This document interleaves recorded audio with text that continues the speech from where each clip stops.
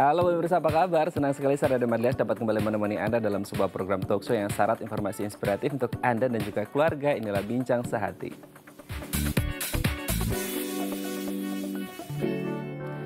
Masa menopause adalah masa berakhirnya siklus menopause yang terjadi pada wanita dan biasanya ini terjadi kurang lebih ya minimal 12 bulan seperti itu, dan biasanya ini umumnya ditandai dengan terjadi di usia sekitar 45 sampai 55 tahun, dan menopause ini memang alami dan tidak dapat dihindari. Tapi meski demikian banyak kemudian kaum perempuan yang belum siap atau tidak siap seperti itu untuk menghadapi menopause karena banyak sekali perubahan yang terjadi, baik perubahan fisik, psikologis maupun kesuburan. Oleh karenanya kita harus mempersiapkan diri sebaik-baiknya untuk siap menghadapi menopause. Nah, inilah topik yang akan kita bahas hari ini, siap hadapi menopause. Kalau kita berbicara tentang menopause, ini ada kaitannya, erat kaitannya dengan kondisi psikologi seorang perempuan. Nah, kita akan bahas beberapa fakta seputar menopause. Kita lihat yang pertama.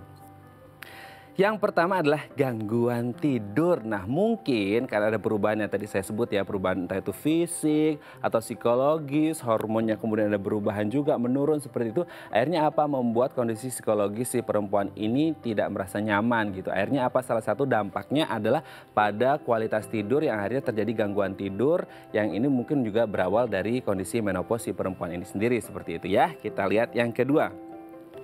Mudah lupa dan juga lelah. Nah, kalau kita berbicara menopause kan memang di usia tadi saya sebut 45 sampai 55 ini jelang lansia seperti itu. Mungkin karena degeneratif juga hingga akhirnya perubahan hormon dan perubahan fisik hingga akhirnya menyebabkan si perempuan ini mudah lupa dan juga lelah seperti itu ya. Kita lihat yang ketiga. Nafsu makan bertambah. Nah, mungkin ada seseorang ketika mengalami stres atau depresi nggak bisa makan, tapi ini mungkin beda ceritanya dengan orang-orang yang mengalami menopause ketika mereka juga mengalami stres atau depresi karena perubahan yang terjadi, akhirnya ada nafsu makan yang bertambah di situ. Nanti juga akan kita bahas ya. Kita lihat yang keempat, mood swing. Nah, ini yang mungkin sering terjadi ketika kita lihat tidak hanya PMS saja orang sering marah-marah gitu ya, tapi kemudian orang yang menopause mungkin karena perubahan drastis selama hidupnya ketika dia produktif dan tidak produktif hingga akhirnya menyebabkan mood swing yang bisa berubah-ubah. Misal hari ini senang banget, besok bisa sedih banget atau marah banget. Nanti juga akan kita bahas ya. Yang terakhir, perubahan libido. Nah, ini yang kemudian memang sering sekali kita lihat seperti itu, yang nyata gitu ya, tampak di depan mata adalah ketika seorang perempuan yang masuk di masa menopause ini mengalami perubahan libido dan akhirnya libidonya menurun. Nah, itu tadi ada 5 fakta seputar menopause. Nanti kami akan membahasnya sesaat lagi. Tetap bersama kami di Bincang Sehati.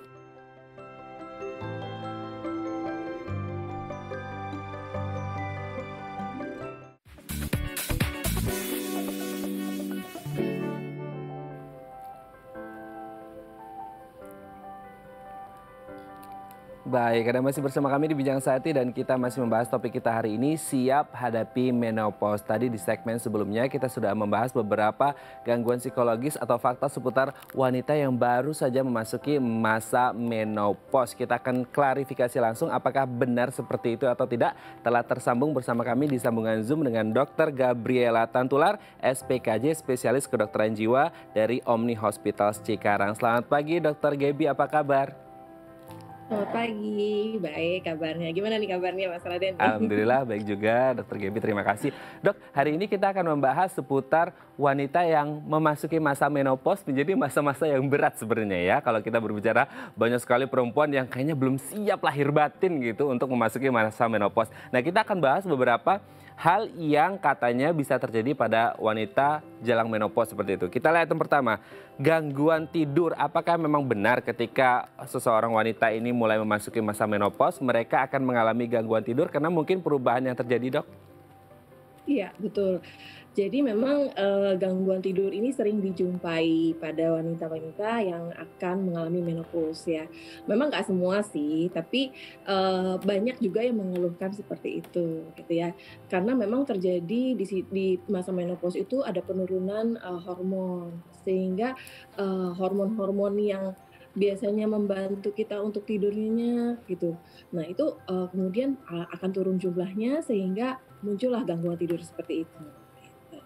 Oke, yang nggak akhirnya apakah ini karena kepikiran, stresnya, depresinya hingga akhirnya ini mengganggu kualitas tidurnya juga, Dok? Enggak juga sih sebenarnya kalau secara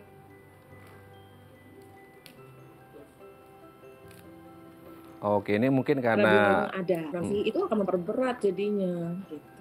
Oke, kita lanjut yang kedua ya dok ya. Setelah gangguan tidur ini kabarnya, ini nggak tahu karena faktor U ya atau faktor usia degeneratif atau sebenarnya ini karena efek dari menopause itu sendiri akhirnya ini membuat seorang wanita yang masuk masa menopause ini mudah lupa dan mudah lelah. Iya memang memang. Memang betul. Jadi, karena memang ada penurunan hormon, nanti karena hormon-hormon yang ada tuh hormon estrogen, hormon progesteron itu sebenarnya, mereka fungsinya membantu fungsi kognitif, jadi fungsi kita berpikir gitu, kemudian energi kita gitu. Nah kalau misalnya hormon ini turun pada saat menopause, jadi memang akan ada perasaan cepat lelah gitu ya, kemudian juga ada perasaan mungkin, jadinya apa, energinya nggak sehebat dulu nih, gitu. Tapi mungkin kita, bisa atur dengan mindset juga sih sebenarnya kalau kayak gitu. Jadi, kalau menua itu atau menopause itu tidak sama dengan misalnya sama sekali nggak bisa ngapa-ngapain, gitu. Seperti itu sih. Apakah kemudian mereka juga kepikiran gini dok, mungkin kayak, ih masa menopause kan orang identiknya pasti ngomongin orang udah tua gitu, jelang lansia. Apakah kemudian ini juga ada hubungannya dengan istilah lansia itu sendiri? Oh iya, kalau lansia zaman sekarang tuh 65 tahun loh, gitu. Jadi jadi, walaupun udah menopause tuh ya kan, menopause kan tadi seperti dibilang kan 45 sampai 55 tahun nih. Mhm. Kita walaupun udah menopause, 10 tahun lagi masih belum lansia kok, gitu. Jadi harus tetap semangat. Harus tetap semangat ya dok ya, karena lansianya masih Iya, 10 masih tahunan lagi lama seperti itu lansia ya. itu. Oke, kita lanjut ke yang ketiga dok. Nafsu makan bertambah, Iya. apakah kemudian ini benar? Sebenarnya benar nafsu makan bertambah atau berkurang atau sebenarnya kembali lagi ke kondisi masing-masing perempuan itu sendiri dok? Oke, kalau secara biologis lagi nih ya, kalau misalnya, kita, untuk, energi untuk mencerna nih ya, di saluran cerna itu memang diatur sama hormon lagi tuh, hormon estrogen, progesteron. Nah, kalau misalnya hormonnya turun, artinya energi kita harus lebih banyak lagi untuk mengatur saluran cerna ini. Nah, jadinya makannya akan lebih banyak. Tapi memang sekali lagi bahwa ini nggak berlaku pada 100% wanita ya, gitu. Ada juga yang memang tidak gitu, seperti itu, tapi ada juga yang memang jadinya makannya lebih banyak, gitu. Karena memang mungkin zaman sekarang makanan enak-enak ya, jadi ya apa boleh buat, mesti dicoba gitu.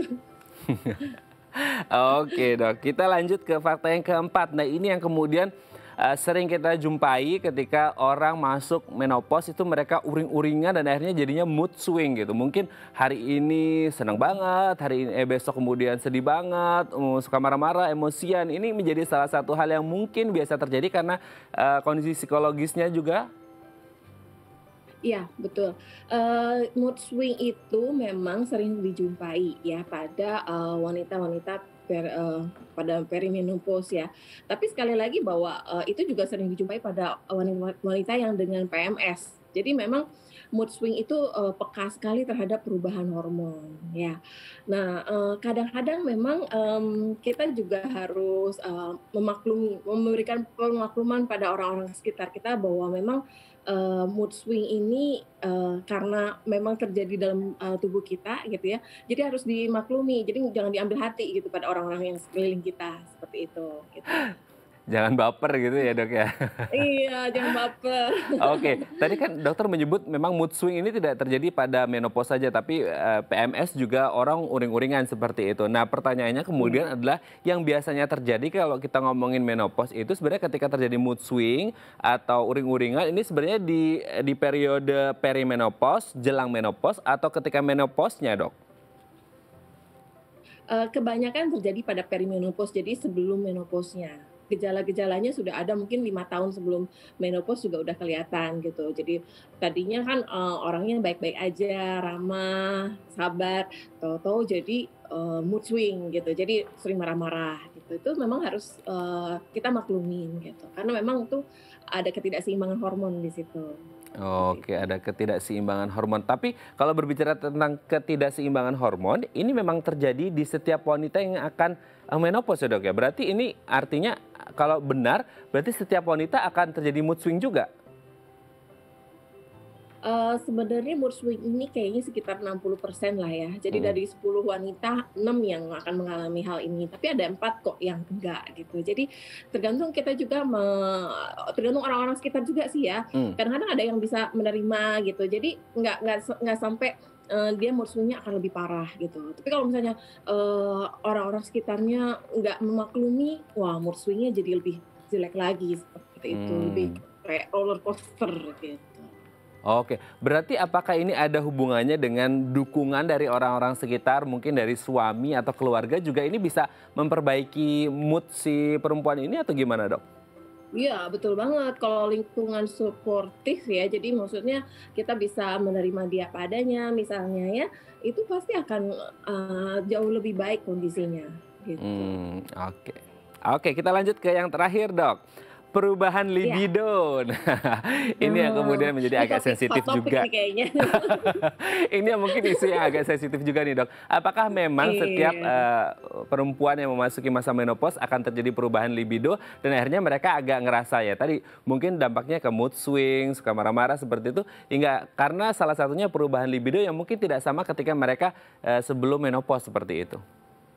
Ya, memang, sering sekali, terjadi ya penurunan libido. Tapi secara umum memang, pada wanita yang di atas usia 40 tahun itu memang walaupun dia mungkin belum menopause nih ya, tapi, memang terjadi penurunan libido di usia seperti itu. Karena memang kan kita, apa ya, untuk, yang tadi itu, yang cepat lelah segala macam itu kan sehingga, jadi kepengennya sih tidur aja gitu ya, bukannya, apa, melakukan aktivitas di malam hari gitu kan.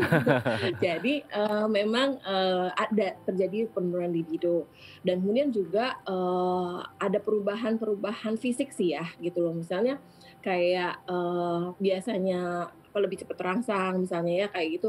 Nah itu memang, akan terjadi, penurunan di situ. Nah tapi sekali lagi, sebenarnya yang namanya mungkin, kita berhubungan dalam, keluarga, dalam suami istri gitu ya, nggak hanya, berhubungan seksual aja sih, tapi mungkin lebih ke arah kita komunikasinya, mungkin ke arah, kita, untuk foreplay-nya misalnya seperti itu, benar-benar harus pintar-pintarnya suami juga nih untuk bisa memancing istrinya bisa, agak sedikit naiklah libidonya, seperti itu. Oke, oke.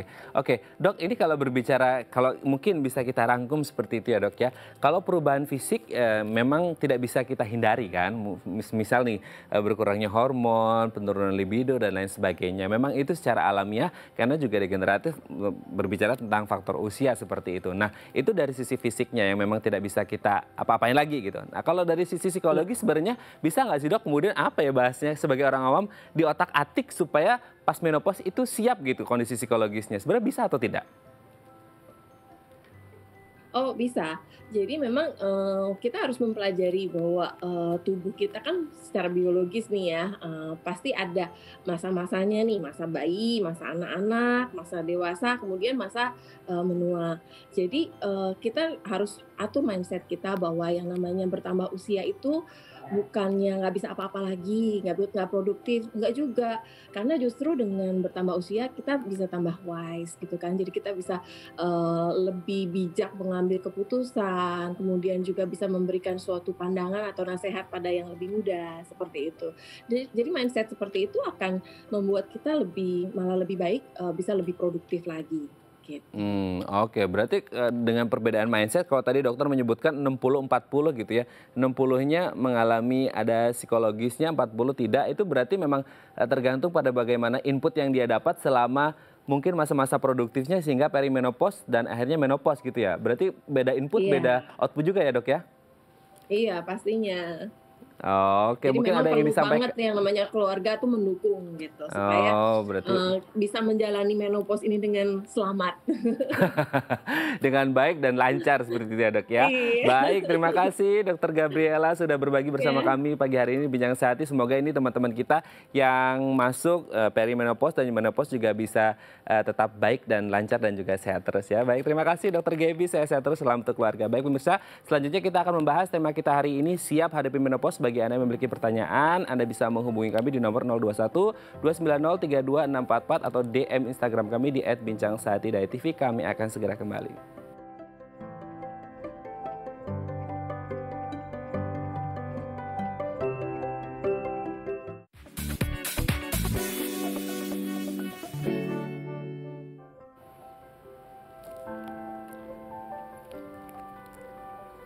Baik, Anda masih bersama kami di Bincang Sehati dan kita masih membahas topik kita hari ini, siap hadapi menopause. Bagi Anda yang memiliki pertanyaan, Anda bisa menghubungi kami di nomor 021 290 32644 atau DM Instagram kami di @bincangsehati.itv dan telah tersambung bersama kami di sambungan Zoom dengan Dr. Surahman Hakim SPOGK MPH, spesialis penyakit kandungan dan kebidanan, konsultan uroginekologi RSIA Tambak. Assalamualaikum, selamat pagi Dr. Surahman, apa kabar? Waalaikumsalam warahmatullahi wabarakatuh, selamat pagi. Alhamdulillah sehat. Terima kasih. Alhamdulillah. Dapat teman di ADAI. Ya, alhamdulillah saya juga, kami semua di sini, Dok. Terima kasih. Dok, hari ini kita akan membahas nih, walaupun kita dua-duanya laki-laki ya. Tapi hari ini kita akan membahas tentang seputar menopause gitu, siap hadapi menopause. Nah, sebelum kita membahas tentang menopause yang kabarnya bikin orang atau bikin perempuan ini uring-uringan, nggak siap seperti itu, Dok ya. Kita akan membahas terlebih dahulu nih tentang sistem reproduksi perempuan gitu. Nah, sebenarnya fase-fase dalam sistem reproduksi perempuan dari menstruasi hingga akhirnya menopause itu seperti apa sih, Dok? Jadi terima kasih atas pertanyaan yang baik ya. Jadi nggak apa-apa laki-laki membicarakan ini karena laki-laki tidak nah, ya. Baik, jadi kita mulai dari awal ya. Pertama, jadi wanita itu sedikit berbeda dengan laki-laki. Jadi kalau wanita pada waktu dilahirkan itu sudah mempunyai jatah sel telur atau disebutnya oosit. Dan wanita diwariskan sekitar 1 juta atau 2 juta oosit pada waktu lahir. Nah, kemudian beriring dengan waktu oosit tersebut dalam kondisi dorman dan ada beberapa yang mati.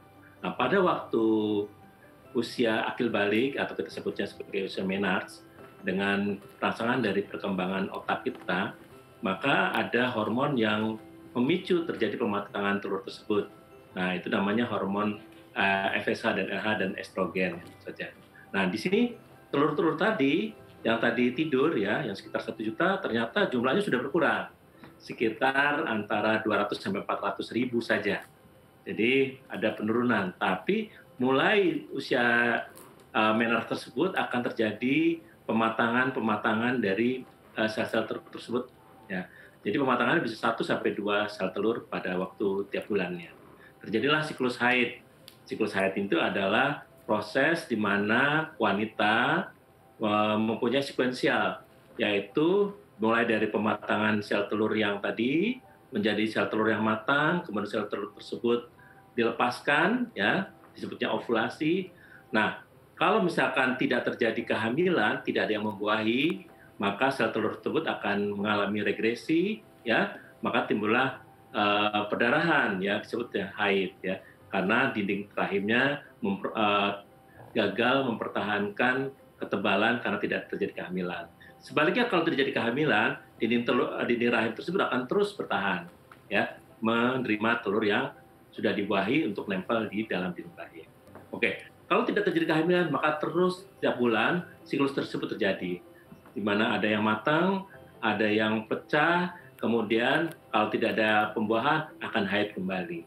Terus, nah itu namanya fase reproduksi. Jadi fase reproduksi ada 2, fase menarche mulainya, kemudian fase reproduksi. Nah, kemudian sekian tahun berlanjut terus sampai usia kira-kira 40-45 tahun, maka wanita memasuki usia perimenopause, di mana cadangan telur sudah mulai habis dan hormon estrogen juga sudah mulai turun. Ya. Dan itu sekitar 40-45 tahun ya kira-kira, maka hormon estrogen sudah mulai berkurang. Kenapa? Karena sel telurnya juga sudah mulai sudah berkurang dan kualitas yang ada pun sudah tidak baik. Nah, biasanya perimenopause itu berlangsung sampai 5-10 tahun lah kira-kira ya. Itu ditandai dengan wanita biasanya mulai ada rasa-rasa siklus haidnya tidak teratur ya, ada gejala-gejala menjelang menopause tapi belum ya. Nah, kemudian masuk usia menopause. Nah, menopause itu ditandai dengan tidak timbulnya haid sampai antara 6 bulan sampai 1 tahun. Nah, kalau selama 6 bulan sampai 1 tahun tidak haid, itu berarti wanita sudah masuk menopause. Nah, gejala-gejala menopause sudah mulai full blown ya, tidak haid, kemudian ada gejala-gejala subjektif yang lainnya. Kemudian setelah 2 tahun masa menopause ada masa post menopause ya. Jadi benar-benar wanita sudah beradaptasi dengan kondisi menopause-nya sehingga timbul gejala menopause biasanya di atas 55 tahun ke atas. Demikian Mas siklus wanita ya. Oke, berarti memang salah satu yang kelihatan adalah tidak adanya siklus menstruasi selama 6 bulan sampai 12 bulan atau 1 tahun seperti itu ya Dok ya, yang akhirnya masuk ke masa menopause seperti itu. Tapi ada tidak sih Dok di luar dari tidak terjadinya siklus menstruasi ini yang memang tanda-tanda lain yang mungkin terjadi pada setiap perempuan atau setiap perempuan memiliki gejala atau tanda-tanda yang berbeda Dok? Ya, terima kasih. Jadi memang gejala-gejala yang lain selain gejala menopause ini gejala-gejala subjektif, gejala-gejala sistemik ya. Biasanya memang sangat tergantung dari beberapa faktor ya. Misalkan apakah timbulnya menopause tiba-tiba atau tidak. Pada orang yang misalkan timbul menopause tiba-tiba, misalkan karena operasi diangkat indung telurnya atau karena pengobatan tertentu, bisa pengobatan karena kanker, maka gejalanya bisa tiba-tiba.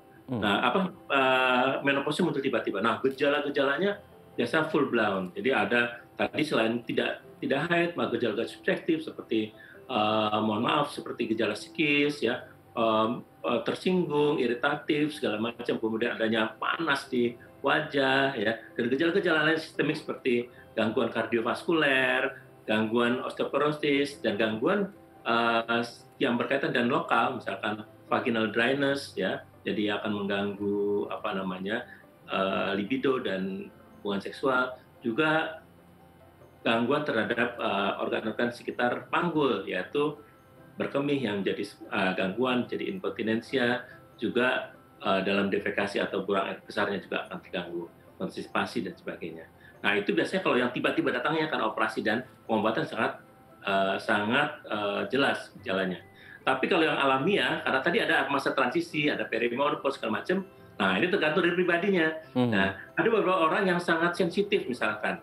Nah, itu biasanya mungkin ada yang muncul gejala. Tapi ada orang yang memang dalam tahun sudah siap-siap, sudah siap dalam mengalami itu. Kadang-kadang tidak mengalami gejala. Bahkan, mohon maaf, ada beberapa wanita yang berharap menopause, menunggu-nungguan masuk menopause. Nah, begitu datang malah beliau bersyukur. Misalnya gitu. Orang yang pengen ibadahnya lebih banyak karena selama ini kan banyak bolong. Islam dengan haid ibadahnya berkurang seolah-olah, tapi dengan tidak ada haid lagi dia biasa ibadah terus menerus. Nah ada beberapa orang jadi tergantung dari persepsi pribadi dan kemampuan fisik dari masing-masing orang. Oke. Ya. Oke, berarti itu tanda dan kondisi fisik maupun psikologis. Dan itu hanya terjadi pada perempuan atau kalau laki-laki kan sebenarnya tidak ada istilah menopause ya Dok ya. Tapi sebenarnya kondisi fisik dan psikologis laki-laki juga sama nggak sih Dok kemudian? Terjadi penurunan libido dan lain sebagainya? Ya, jadi laki-laki sering disebutnya sebagai andropause ya. Tapi andropause ini sebenarnya tidak langsung dari masalah hormonal. Jadi banyak faktor yang lain. Misalkan dari faktor penuaannya sendiri, aging ya. Jadi tadi seperti yang saya sampaikan, wanita sedikit berbeda dengan laki-laki. Kalau wanita itu memperoleh sel telurnya itu jatah dari waktu lahir ya, kemudian tidak dibuang. Nah, beda-bedanya laki-laki, sel spermatid ya, itu diproduksi terus sampai kapanpun. Tapi tentu saja dengan dengan berkembangnya usia, ya, aging, penuaan, semua organ juga akan mengalami penuaan, termasuk organ-organ reproduksi laki-laki, sehingga tidak menghasilkan hormon yang sesuai, ya, yang diharapkan seperti waktu masih muda. Jadi pada laki-laki cenderungan penurunan gejala-gejala andropause lebih banyak karena faktor agingnya, faktor penuaannya, faktor degeneratifnya, bukan karena faktor hormonal yang tadi. Yang kalau laki-laki perempuan lebih banyak ke faktor reproduksi dan hormonal ya, karena telurnya benar-benar habis gitu atau mutunya udah jelek. Oke, berarti kalau laki-laki ini faktor aging ya, faktor penuaan seperti itu. Nah, kalau kembali lagi yang ke perempuan, masa menopause ini, saya pernah baca ini Dok, ada artikel salah satu yang dikhawatirkan adalah ada istilah hot flashes di sana. Itu apa sebenarnya Dok? Ya, jadi gini, hot flash ini rasa subjektif dari wanita ya, bahwa terasa wajahnya tuh panas ya. Nah ini kenapa masih banyak penyebabnya yang masih belum diketahui secara benar ya. Tapi diduga bahwa ini karena terjadi vasodilatasi. Jadi pembuluh darah sekitar yang di bawah kulit, ya di bawah kulit itu mengalami vasodilatasi. Kenapa vasodilatasi? Karena pertama kulitnya sudah semakin tipis ya, kemudian ada secara sistemik lebih panas ya. Nah ini vasodilatasi diharapkan untuk bisa mengeluarkan panasnya ya. Jadi panas itu sengaja untuk dikeluarkan sebenarnya dari tubuh gitu kan. Nah, memang banyak faktor seperti itu. Nah, untuk pada wanita menopause ini muncul lebih kerasa ya. Kenapa? Karena tadi pertama kulitnya lebih tipis, kemudian lebih sensitif terhadap perubahan-perubahan sekitar lingkungannya.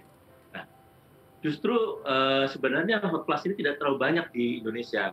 Banyak justru dialami oleh negara yang cuacanya dingin, ya. Kalau yang dingin biasa begitu ada semburan panas seperti itu kerasa sekali. Kalau orang Indonesia udah biasa, kita merasa ini biasa tuh gerah aja gitu kan. Itu hot flash, tapi sebenarnya karena lingkungan kita sehari-hari sudah panas ya. Seolah tidak dirasakan itu sebagai suatu gejala. Gitu. Nah, jadi dia camouflage dengan cuaca di sini gitu ya? Ya, jadi justru di Indonesia frekuensi hot flash ini lebih sedikit dibandingkan di negara-negara yang bercuaca lebih dingin. Oke, baik Dok, nanti kita akan bahas lagi seputar bagaimana cara kita untuk siap menghadapi menopause. Bagi Anda pemirsa yang memiliki pertanyaan, Anda bisa menghubungi kami di nomor 021 290 32644 atau DM Instagram kami di @bincangsehati.tv. Kami akan segera kembali.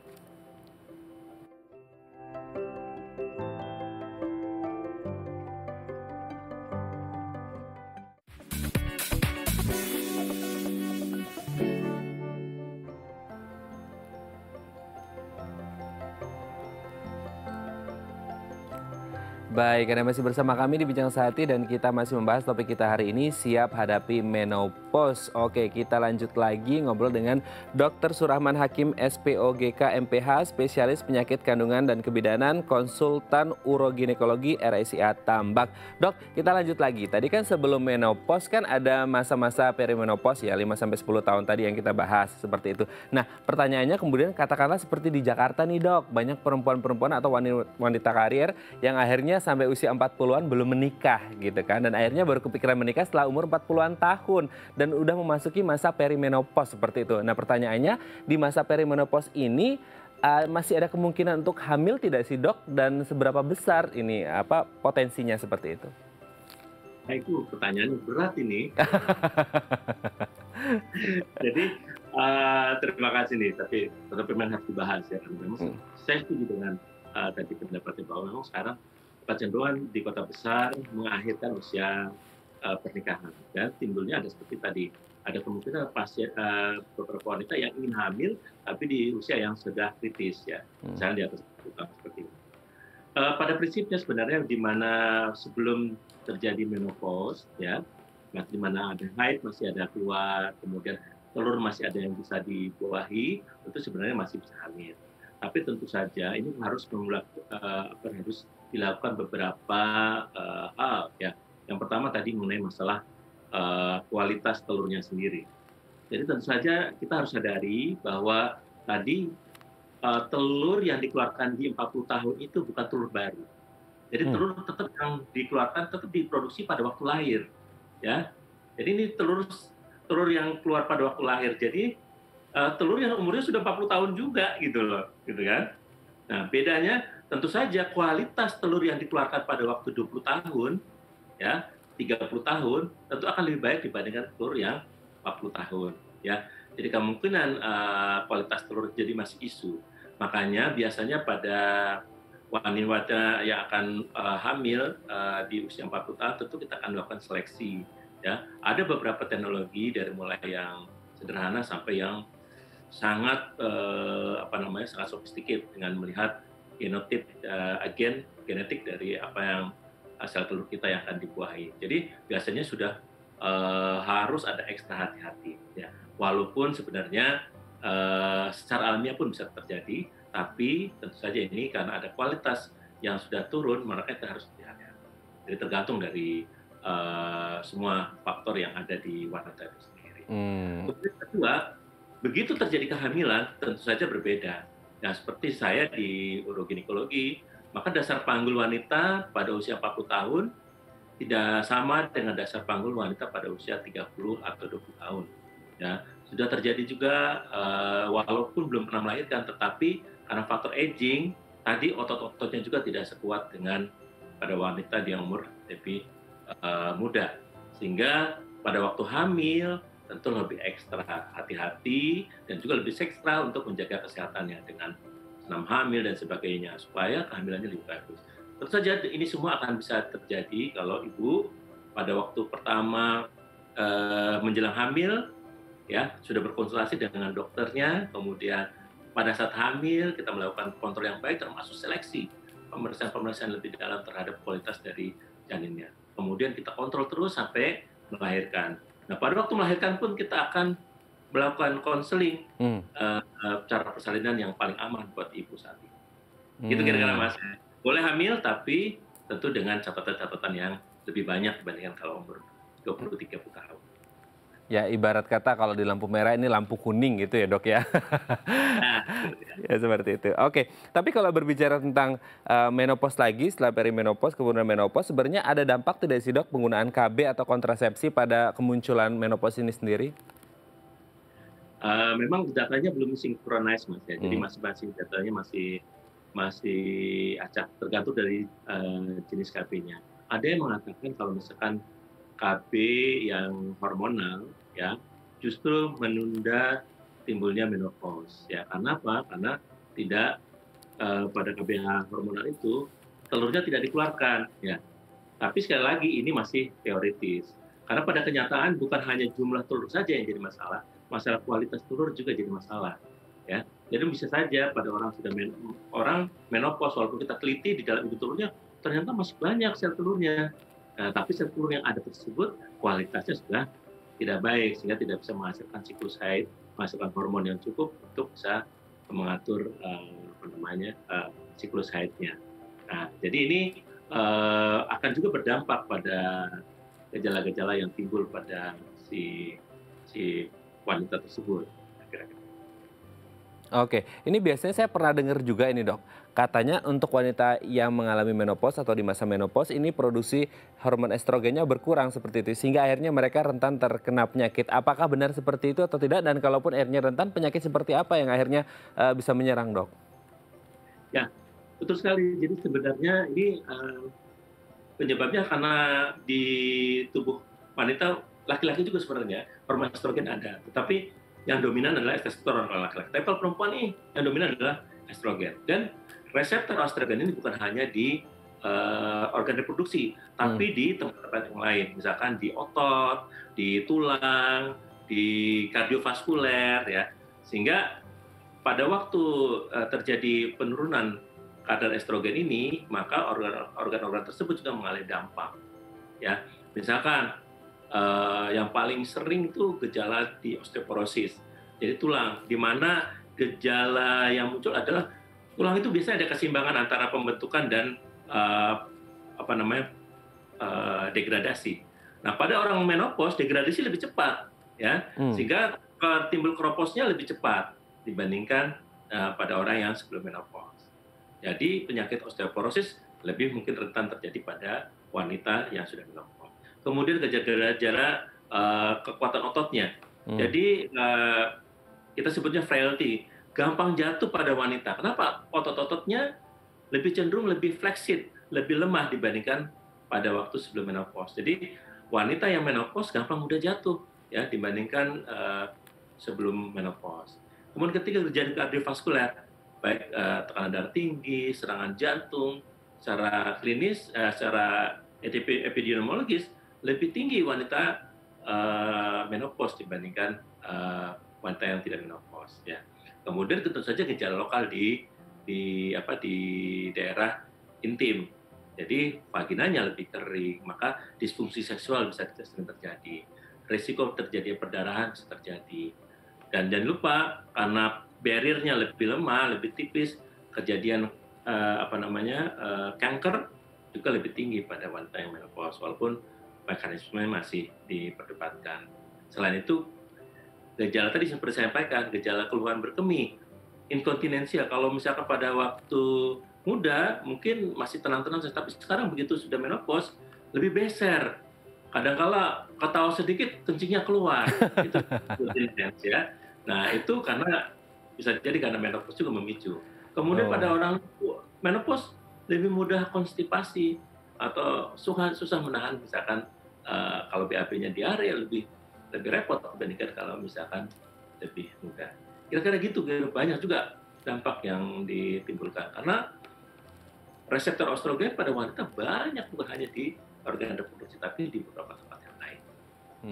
Oke, ini kayaknya saya pernah lihat itu ada salah satu mungkin public figure kita juga yang kalau lagi ketawa langsung kencing gitu ya. Oke, Dok. Tapi lucu dianggapnya ya, ada tuh menyiksa orangnya ya.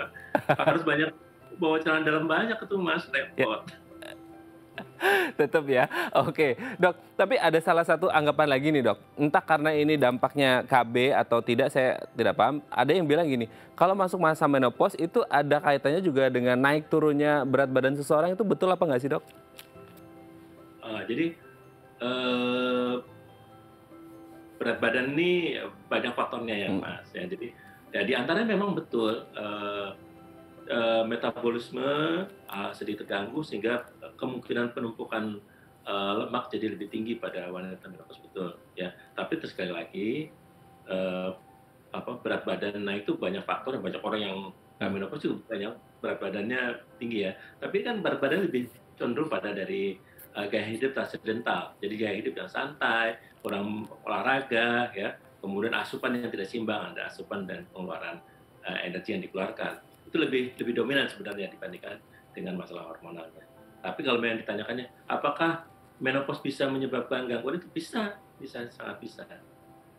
Oke. Ada juga beranggapan ketika berbicara tentang kesehatan fisik, banyak yang beranggapan kalau masuk usia menopause, Dok, ini katanya lapisan pada organ ginjal ataupun lambung ini akan menipis. Benar seperti itu dan ada dampaknya tidak sih, Dok? Jadi memang secara keseluruhan ya, bahwa bukan ginjal sebenarnya, kalau tadi yang saluran kemih ya. Jadi saluran kemih itu panjang dari ginjal sampai ke uretra ya. Tapi memang semua epitel, semua epitel itu selaput lendir ya, yang menyelimuti bagian dalam dari suatu organ itu memang cenderung lebih tipis ya dibandingkan yang sebelum menopause. Sehingga mudah terjadi iritasi, mudah terjadi infeksi, mudah terjadi gangguan. Misalkan kalau saluran kencing yang tadinya bisa menampung sekian 400 cc misalkan, dengan sudah menopause kapasitasnya berkurang ya, karena daya regang dari mukosa atau saluran dari kandung kemih sudah berkurang. Tambah lagi dengan pelindung glukosaminoglikan yang melindungi lapisan dalam bagian kandung kemih tersebut juga semakin menipis karena pengaruh estrogen ini.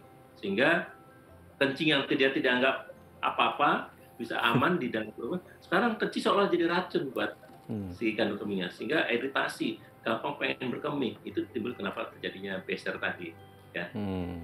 Oke, berarti faktor aging juga ada menjadi faktor pemicu di situ ya, Dok ya? Ya, jadi karena kejadiannya sama di usia-usia yang yang lebih dekade 40-50 ya mulainya, itu sebenarnya antara faktor menopause karena kurang hormon dan faktor aging karena degeneratif itu beriringan, Mas. Ya, saling memperkuat. Oke, baik, Dok. Nanti di segmen selanjutnya kita akan membahas bagaimana sih caranya atau tips-tips supaya tetap sehat selama masa menopause. Baik, pemirsa, bagi Anda yang memiliki pertanyaan, Anda bisa menghubungi kami di nomor 021 290 3244 atau DM Instagram kami di @bincangsahatidayatv. Kami akan segera kembali.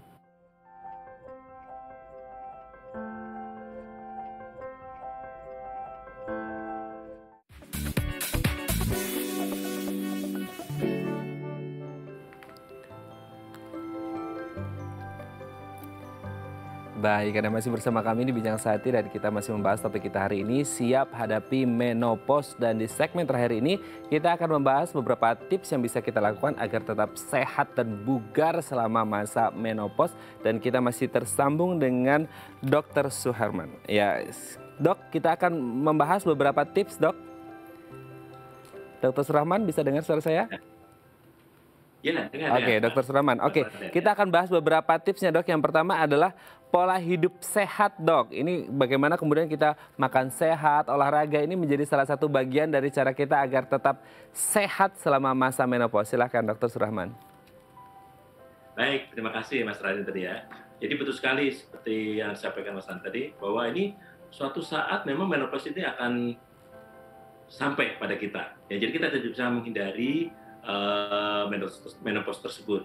Ya, walaupun kita tidak suka, itu akan terjadi. Nah, bagaimana sebenarnya kita bisa hidup dengan tetap nyaman, tetap sehat dalam menjalani masa menopause ini? Tentu yang pertama tadi yang disampaikan oleh Mas Raden bahwa pola hidup kita, ya, bahwa kita pola hidup kita sehat. Misalkan dalam menentukan makanan saja, maka kita sekarang tidak bisa lagi makan sembarangan, ya. Tentu kita pilih makanan-makanan yang sehat, ya. Kita punya patokan 4 sehat 5 sempurna. Itu rumusan yang paling hebat menurut saya. Bagaimana mengatur jumlah jenis makanannya, ya, seimbang antara kandungan karbohidrat, protein, lemak, ya, kemudian mineral, ya.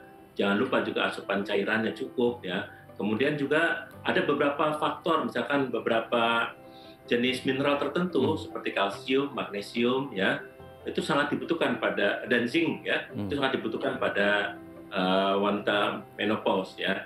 Kemudian juga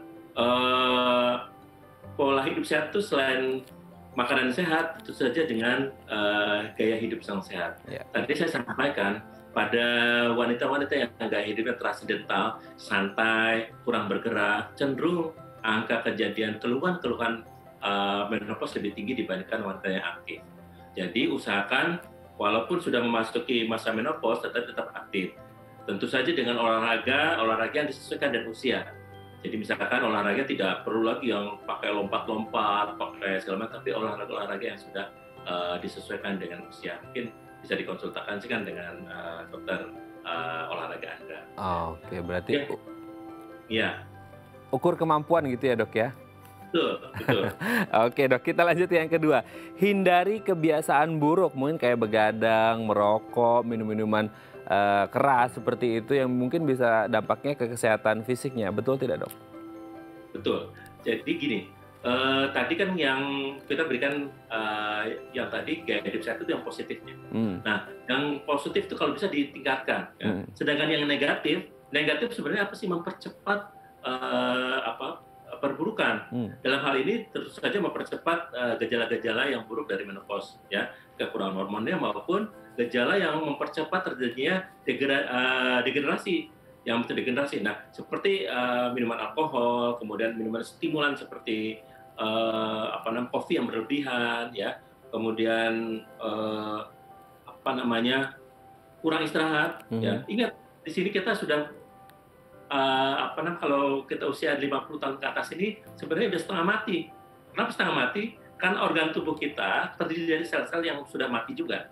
Nah, proses degeneratifnya sudah mulai berjalan lebih cepat dibandingkan proses regeneratif. Regeneratif itu kembali lagi memperbaiki. Jadi efek perusakan lebih banyak dibandingkan efek pembangunan. Nah, itu jadi masalah. Jadi bagaimana mengurangi efek buruk dari lingkungan seperti kurang istirahat, yang bekerja di tempat-tempat yang polusinya tinggi, ya, kemudian makanan-makanan yang tidak sehat, ya, minuman keras, tadi segala macam yang membuat efek degeneratif lebih cepat terjadi. Oke, kita lanjut yang selanjutnya, Dok. Ini mungkin konsultasi ke dokter dan minum obat sesuai anjuran dokter. Betul. Ya, jadi sebenarnya menopause kan tidak ada obatnya ya, Mas Raden, ya, karena memang sudah terjadi. Tetapi efek-efek yang tidak diharapkan jangan dibiarkan.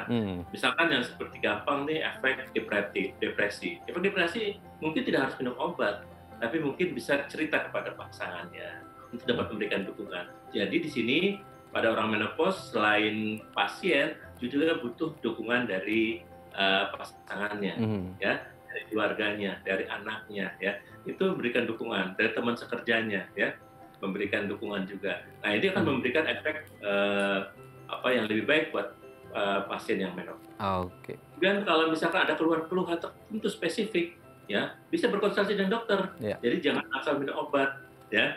Misalkan jangan pusingnya, jangan-jangan pusingnya bukan karena pusing biasa, tapi karena misalkan, mohon maaf, ada gejala misalkan tensi segala macam, itu diobati sesuai dengan gejalanya.